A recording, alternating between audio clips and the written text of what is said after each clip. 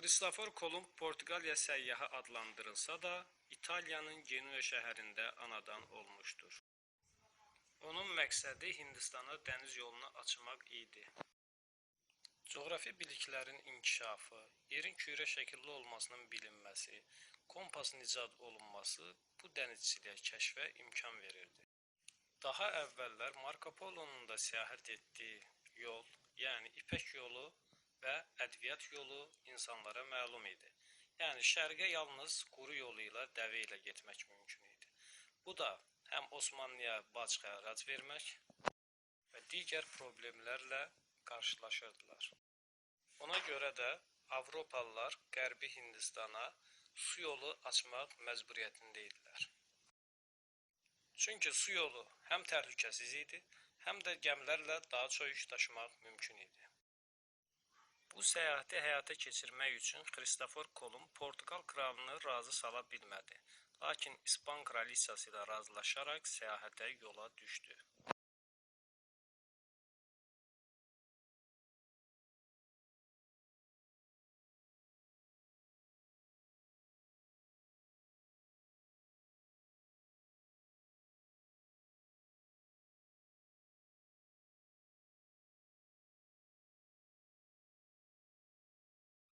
Kolumb İspaniyadan əvvəlcə 3 gəmi ilə Kanar adalarına çatdı, sonra isə oradan qərbə doğru hərəkət etdi.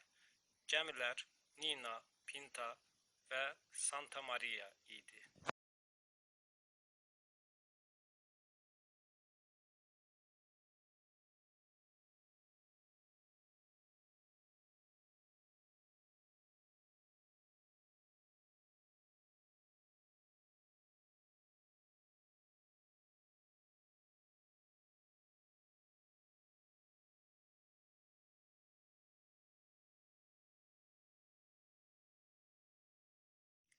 Kristofor Kolumb 60 gün üzdükdən sonra Baham adalarına çatdı və o həmin əraziləri West Hind, yəni Qərbi Hindistan adlandırdı.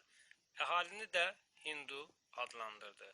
Əslində bu ərazi West Hind deyil, Mərkəzi Amerikanın Antil adaları və Baham adaları idi.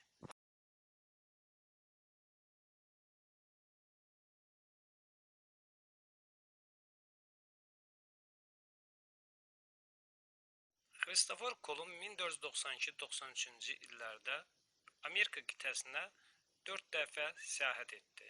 Bu səyahətləri zamanı Şimali Passat cəryanı, yəni Şimali Passat cəryanı həm də onun gəmilərini Şimali Amerika sahillərinə daha tez çatdıran digər bir təsir idi. West Hind adalarını və Gulf Stream cəryanını kəşf etdi.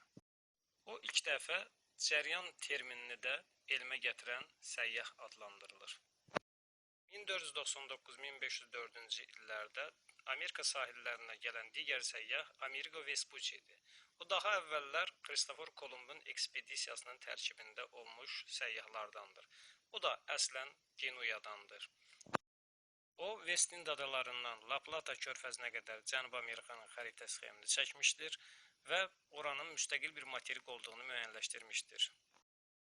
Alman alimi Vladimir Müller kosmoqrafiya giriş əsərində ilk dəfə olaraq Cənubi Amerikanı Amerigonun şərəfinə Amerika adlandırdı.